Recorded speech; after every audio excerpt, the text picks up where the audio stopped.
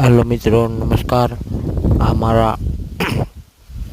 ખેતરના farm house છે અને તેની ભેંસો છે. આ અમારા ફાર્મ હાઉસ પર આટલી ભેંસો છે.